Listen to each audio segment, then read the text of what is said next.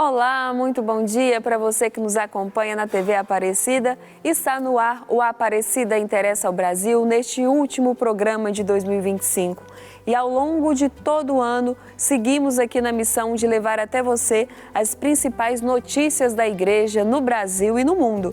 E neste ano de 2025, tivemos alguns pontos marcantes, como a Páscoa do Papa Francisco, o início do pontificado do Papa Leão XIV e também a participação da Igreja na COP30, na campanha da fraternidade, reforçando o seu cuidado com a casa comum. Neste ano especial, ano marcado por esperança, ano santo, e nós preparamos uma conversa para trazer a você os principais destaques da nossa querida Igreja em 2025.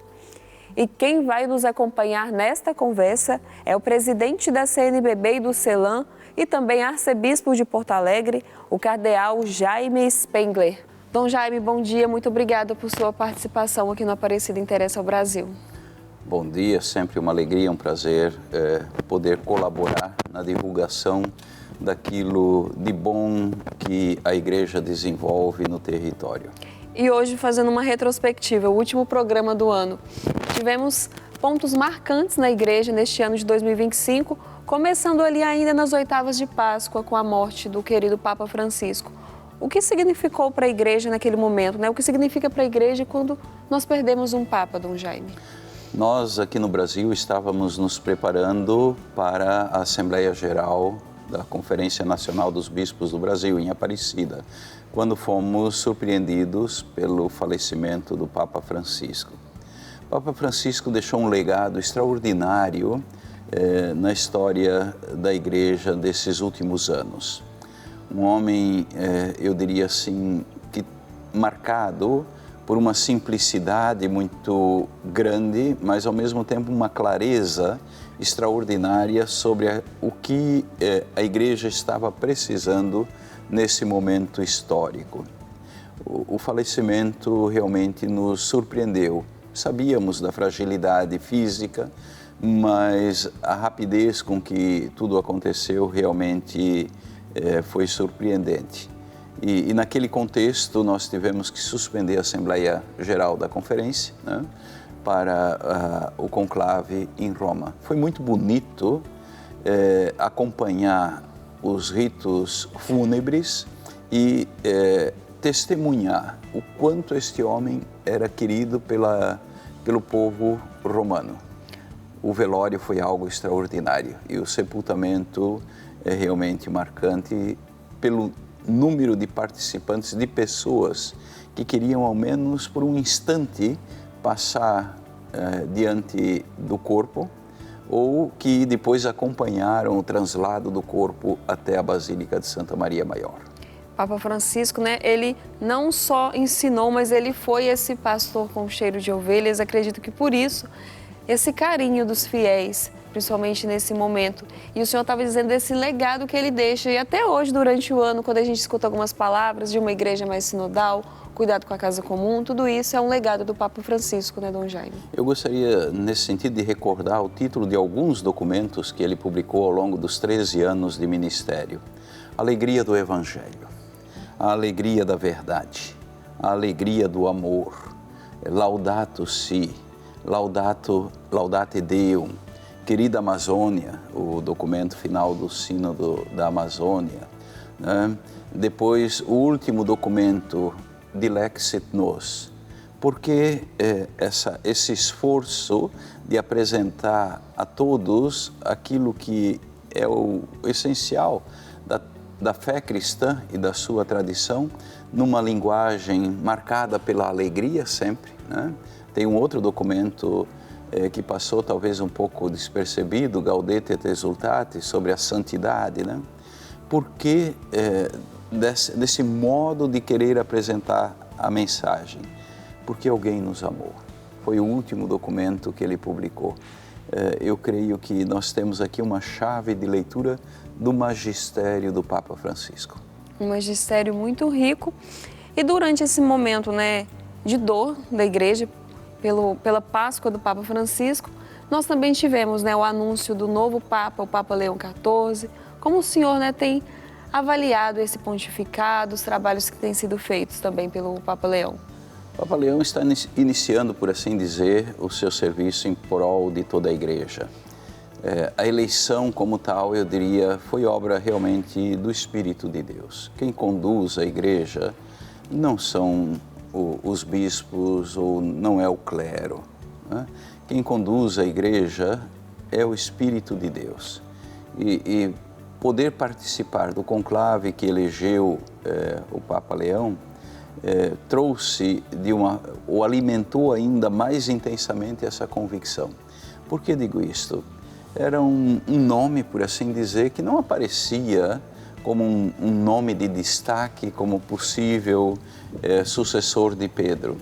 E foi, contudo, um nome que foi crescendo ao longo do conclave e que, ao final, foi então o nome escolhido. O que nós temos acompanhado até o momento são decisões e orientações muito firmes, né? E destaco, sobretudo, as audiências, as mensagens, as presenças dele também, nesse momento em que estávamos nos preparando para a COP30 e mesmo durante a celebração da COP30. Uma palavra assertiva, uma orientação segura, clara, numa continuidade com aquilo que o Papa Francisco nos legou. E o senhor citou essa questão da COP30. Este ano a Igreja reafirmou, né, o seu trabalho cuidado com a casa comum, desde a campanha da Fraternidade, que este ano trabalhou o tema Ecologia Integral e também os 800 anos, né, do Cântico das Criaturas, e agora com uma atuação muito forte na COP30. Como o senhor avalia esse trabalho? Foi uma experiência, eu pude participar da COP30 em Belém também, né? Uma experiência muito bonita, uma participação muito intensa de povos de todas as regiões do globo, de culturas também, cientistas, homens de igreja ou marcados por tradições religiosas, jovens engajados nesse debate com um único objetivo, diria assim, como podemos fazer para preservar a casa comum em vista de dias melhores para as futuras gerações. Os dados que a ciência nos traz hoje são preocupantes, né? E há em alguns setores, mesmo internos da Igreja, vozes que dizem que isto não seria um tema, talvez, para a Igreja. No entanto, quando nós nos damos conta ou recordamos aquilo que a tradição bíblica, em primeiro lugar, nos traz, mas também a patrística, a reflexão teológica ao longo dos séculos nos propõe em relação à natureza, à casa comum, ao meio ambiente, nós somos recordados que tudo é obra de Deus. E Deus, quando, por assim dizer, coroa a obra da criação, Ele vê não somente que tudo era bom, mas era muito bom, e entrega tudo isto ao ser humano para que cuide e promova. Papa Francisco usou uma expressão que ficou célebre: tudo está interligado. E se tudo está interligado, há uma interdependência que precisa, ou salutar melhor, diria, né? E também em nível de ciências hoje, quando nós, por exemplo, lemos, acompanhamos alguns dados que a física quântica nos apresenta hoje, é magnífico como essa interrelacionalidade de todas as coisas é comprovado, inclusive, pela física quântica, no caso, né? Quando falamos do meio ambiente, do cuidado da casa comum, eu creio que nós precisamos recordar de algo fundamental e que caracteriza, por assim dizer, a existência humana. A quem me refiro? A questão das relações.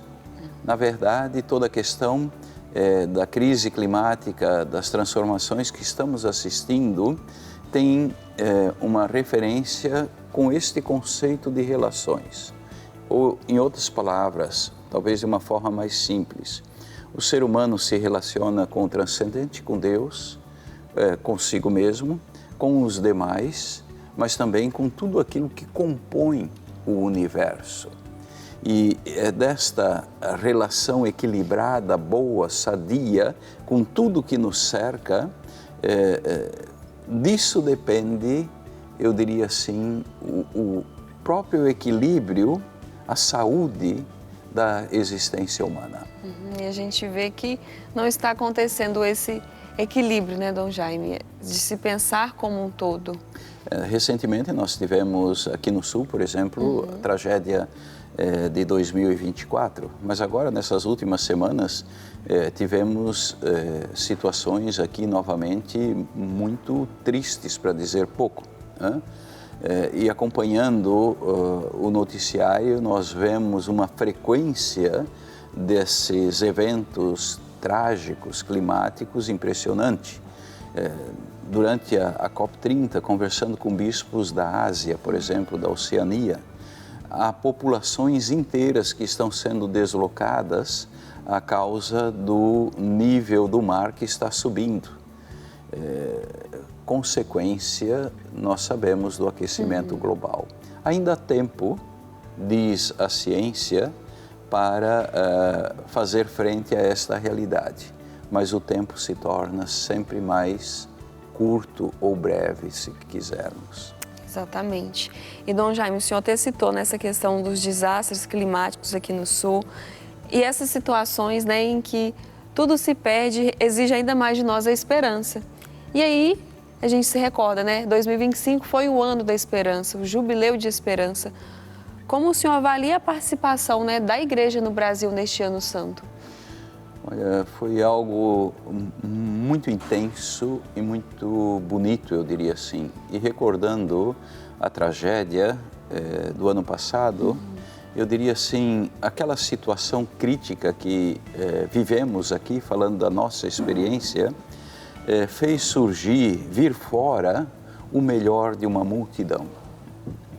Quanta solidariedade, quanta disponibilidade, desejo de colaborar, de ajudar os que foram marcados de uma forma toda especial por aquela tragédia. Isso significa que entre nós tem gente boa demais.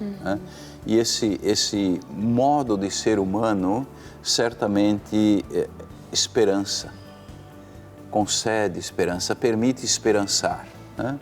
E viver o ano da esperança, por assim dizer, esse ano jubilar, foi um modo de celebrar de uma forma toda especial, a partir da fé, esse modo de ser do nosso povo bom. É algo extraordinário que nós não podemos perder. E esse modo de ser, eu acredito que cada geração precisa preparar a próxima geração. Isto não é algo, eu diria assim, espontâneo ou natural. Precisa ser preparado, a geração precisa ser educada. Por isso, tanto nesse aspecto da fé, da esperança de que falamos, como também na questão do meio ambiente, a educação é algo fundamental. Sem educação é muito difícil avançarmos. Dom Jaime, né, eu gostaria de agradecer ao senhor pela participação aqui no Aparecida Interessa ao Brasil, este último programa do ano, ter o senhor, né, trazendo alguns destaques, essa retrospectiva do que foi a nossa igreja em 2025, né, e também parabenizar todo o trabalho da CNBB, principalmente que a gente acompanhou aqui no programa, a atuação na COP30. Estamos ainda dentro do espírito do Natal, né? Tempo do Natal. O Natal é a manifestação da ternura de Deus em favor da humanidade. E esse modo de ser terno, paterno ou materno mesmo de Deus nos anima. Então que o ano de 2026 possa ser um ano marcado pela promoção da fé, em primeiro lugar, entre nós, mas no exercício da solidariedade também e na alimentação, se quisermos, ou no alimentar este modo de ser de uma parcela extraordinária do nosso povo. O nosso povo é bom, o nosso povo é disponível, o nosso povo é extraordinário. E esse modo de ser que possamos continuar alimentando durante todo o ano que está aí às nossas portas. Amém. Muito obrigada mais uma vez e obrigada a você também que sempre nos acompanha aqui no Aparecida Interessa ao Brasil. Desejo a todos um feliz e um abençoado 2026 com muita fé, com muita esperança, e a gente segue por aqui levando até você as principais notícias da igreja com as bênçãos da Mãe Aparecida.